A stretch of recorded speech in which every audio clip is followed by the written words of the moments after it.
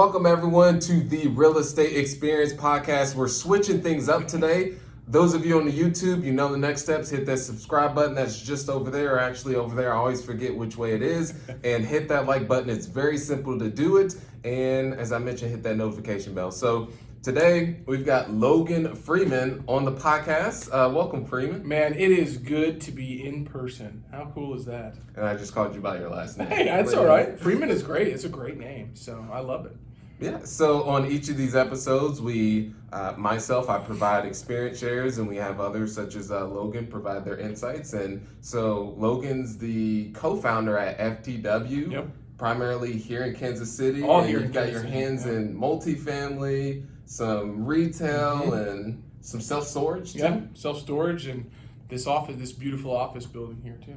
Yeah, so right here, I'm going to go ahead and share it, is we've got some very scrappiness. What is this we have here? This is a countertop that came off of I think it was the lunchroom here. So yeah, it's a very long countertop sitting right on top of some nice filing cabinets. We made it just special for you, man. I mean, there was nothing in this room earlier, and now we have this beautiful podcast studio. How cool is that? Yes, alrighty, perfect. And so, Logan, could you give everyone just like your SparkNote version of what ultimately shaped you to who you are today and how you got into real estate? Yeah, I've shared this story a lot, but growing up, I was from Jefferson City, which is about 2.5 hours east of here, and very small town, city, and what I like to call it the fixed mindset city. The growth mindset from Carol Dweck.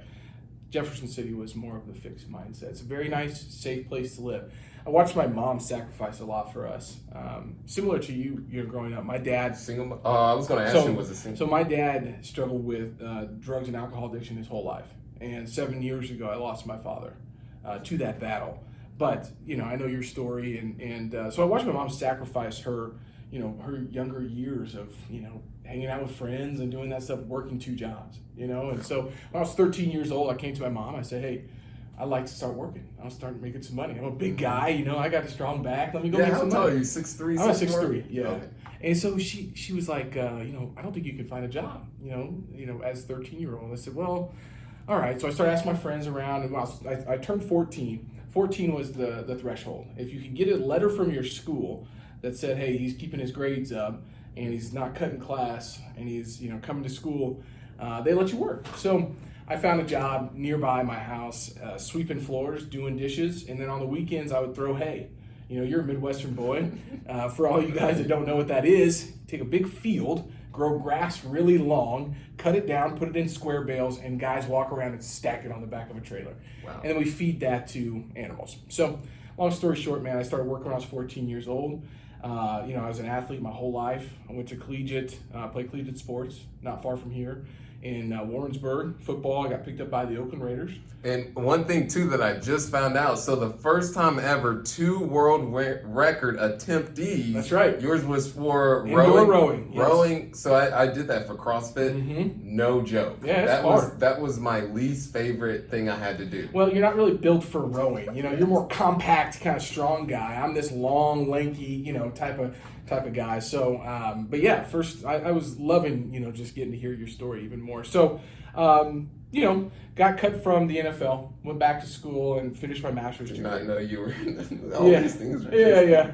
And so, in a span of, 6 months, I went from an NFL offensive lineman weighing 335 pounds to losing 120 pounds, getting my master's program, going to school full-time and working full-time, making 265 cold calls a day, driving an hour to that job, and turned my car to the classroom on wheels, man. Nice. So I started listening to Zig Ziglar, Jim Rohn, Darren Hardy, Lewis Howes, John Lee Dumas, Matt Theriault, all these guys. When was this? What time period? This was right around 7 years ago, so 2013. Got it. And so when I graduated, I quit that job, and I got a new job as the youngest franchise consultant that Jimmy John's ever hired. So in Kansas City, I had 25 stores that I was basically taking care of, making sure the brand was staying consistent. Northwest Arkansas and a little bit of Iowa as well, but mostly here in Kansas City. And I did that for 12 months and really said, look, what's my next position? And they said, well, you're the youngest guy here. You got to put your time in. I quit the next week.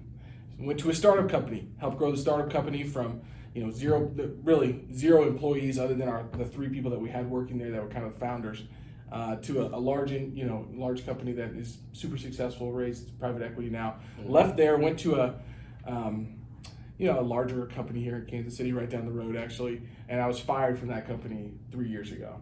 And I was fired from that company. I had a brand new wife. She had just started a brand new job. Brand new wife? I don't think I've heard that before. Yeah. I mean, we just got married. Do you go out and buy? Oh, okay. Gotcha. Not a brand new another wife. It was just the first one. Yeah, okay. That's a good one. Man, he's been getting after me. I've been saying some interesting terms today so far. But we can't put that on the podcast. So long story short, man, 3 years ago, I said, I've been ready for this. I've been to rock bottom. I've got the foundation that I need. I know real estate's the way to go. So my buddy was starting a kind of a fund, or he was representing a fund, rather, that helped people buy single-family homes. And so I helped one fund buy 265 doors here in Kansas City. We did a CoreVest portfolio refinance on that whole portfolio, returned 85% of the capital to those investors, and it still cash flowed. Got it. I sat down with the sponsors and said, where the heck does this money come from? And they said the magic word, syndication, where I didn't even hear that. I didn't know what that word meant. So I've been on this quest the last 2 years to not only build our own acquisition business, but been raising capital and doing projects. And we've got, I think, 57 million of assets under management now. Yeah, and one thing is, if you're just now coming across Logan, he's omnipresent. You're on LinkedIn. I've seen you just across the web. And you've been able to raise, what is it, 15 and a half or about 20 million. 20 million. So what was the key to success for that? Well, a lot of hard work.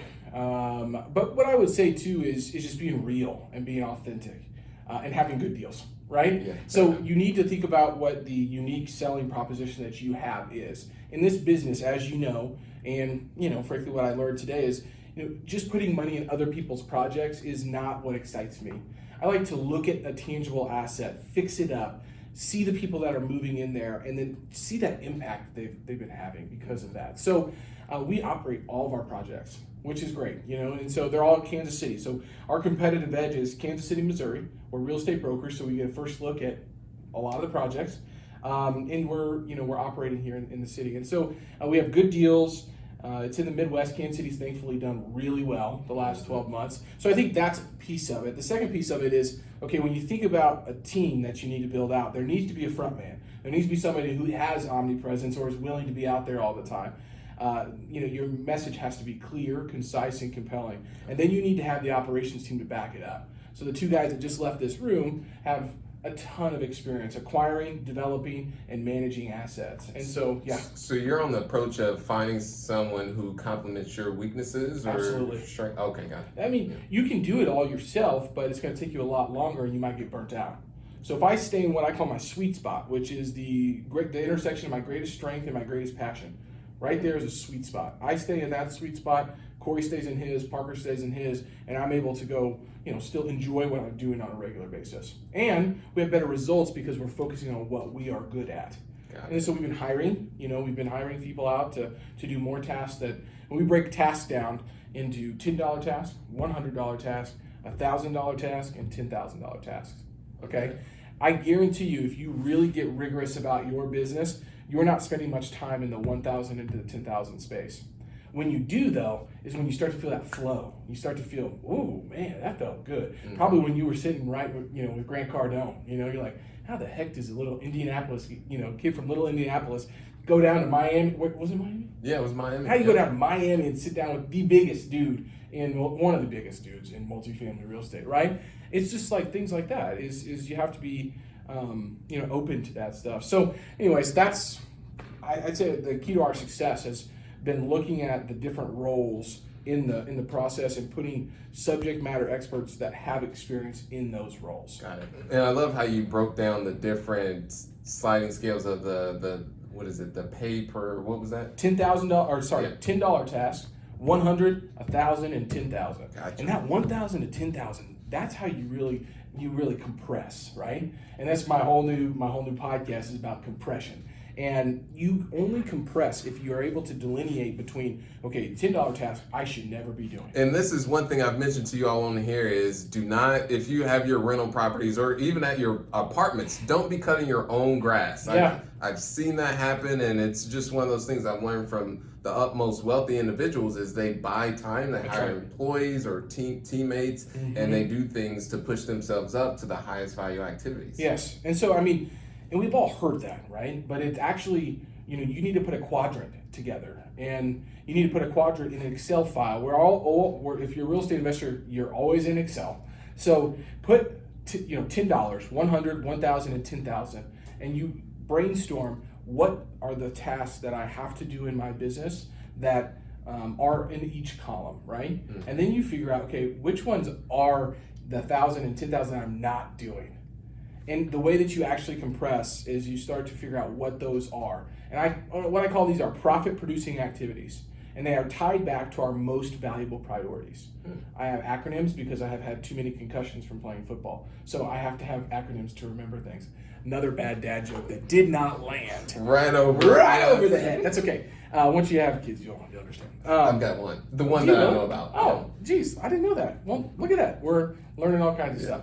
So, that's one piece of it, but then you have to do what this new process that I'm calling is aggregating and assimilation. And I'm trying to coin some new terms here, okay? So bear with me. Assimilation is having the same mantra and the message that you want to get out there with other people doing it. And what I mean by this is other people that are not paying, you don't have to pay. They get paid by performance. So for my example, we have 3 to 4 real estate brokers at all times out there talking to sellers, right? So yes, you can do the virtual assistant thing, but how much better would it be to have somebody that lives in Kansas City calling on property owners that is a real estate broker that says, we just transacted 175 units right next door to you. That message clicks, right? So this assimilation piece of, hey, my goal is in the hands of 4 or 5 other people that are then spreading that into other social circles. So that's when the webs start to shoot. So that's assimilation. Aggregating is my other term that I've been focusing on is, okay, in a certain space, there are people that have aggregated the best of the best information together. Tim Ferriss. Peter Voogd is another guy who studies all the top performers. They'll take 6 to 12 months and study top performers and then put them in 30 pages. Robert Greene? Yeah. Robert Greene, and that's why I study Ryan Holiday, because guess what Ryan Holiday did? Yeah, he was his apprentice. His apprentice. So I read aggregators' information because they have already done the research. I'm just getting chills just from that because that really resonates. Yeah, man. So it's assimilation, aggregation, which leads to compression. And that's what we're on the quest to do is in compress, meaning, yeah, I have a goal. Okay, I want to take that and go, I cannot just work harder. That is not what we're after here. I could go out there and get hit by the bus tomorrow. I hope I don't. Please, yeah. But legitimately, that's when my dad passed away in 14 days, I learned that life is like that. So if I have a goal and I will be happy when I reach that goal, I'm not living life, man. Yeah, I'm not living life. So I got to figure out how to enjoy that whole process. And people are like, you're going to get burnt out. You're going to get burnt out. I'm like, you don't know what I do on a regular basis. I write my 7-minute affirmation down every single day in my journal. It takes me 7 minutes to write it. That's how long it is because it touches on every aspect of my life. And Parker and I were just talking about that earlier today. It's like, man, I got these values, and I'm like, we're doing all this real estate, and that leads to revenue, and we don't want to just be about profit. I've been on Ellis Hammond's Kingdom Capitalist podcast talking about this. Is money does not make you evil. The love of it does. Money makes you. And many people get it construed, and that's one of those limiting beliefs that people they say, and that's what I had growing up as a limiting belief is how can I become wealthy and become rich if I have the belief that in order for people to get to that point, they had to do evil things. That's right. But the real one is what you said, the love of money. That's right, man. So when thinking about how to get the next dollar is driving your decisions, that's when you need to check yourself. But if you already are giving, you're already being a good steward of the money that you're taking in, you're just going to have a bigger impact when you do that. So long story short, man, we're really excited about what's happening here in Kansas City. I mean, we just closed a big deal, and the debt partner that we closed that deal with had us over for lunch the other day, and I talked to Parker about this. I said, this would have never happened for Restart, which is a nonprofit that's serving to end homelessness here in Kansas City. They wrote a $5,000 check to Restart just like that. Wow. Because we did business with them. Like, if you can't tell me that's going to house one person for 6 months, it's going to take somebody off the street for 6 months and get them back under their feet. So just things like that really start to resonate. So last question for you, Logan, is why do you believe we're here on this earth? Well, I mentioned earlier, I'm a big Catholic guy, so I do believe in heaven, and I think it's our mission to help as many folks to do that, to get to heaven. And the way that I do that is just helping people live the best versions of their lives. And if you settle into mediocrity, I am a firm believer that that's not using your time, your talent, or your treasures to the best of your ability.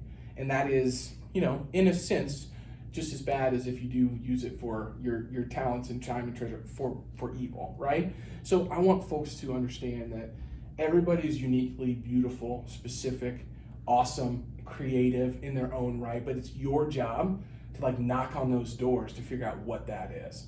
Everybody has something cool, unique inside of them, but until you unlock that and have the confidence to do it, you won't live as the best version of yourself. And if you are living as the best version of yourself, that's when the butterfly effect starts to take hold, because one person doing an act of kindness to somebody else, it's like a ripple effect. It's a ripple effect, man. But not just one, you can't just create a movement on social media about it. You have to live that, Parker and I walked to get the lunch that we had earlier today, and I told him, I said, after church one day, I drove a gentleman over here to this, this store, this donut store for some reason. I got him some donuts, but I noticed he didn't have any shoes on.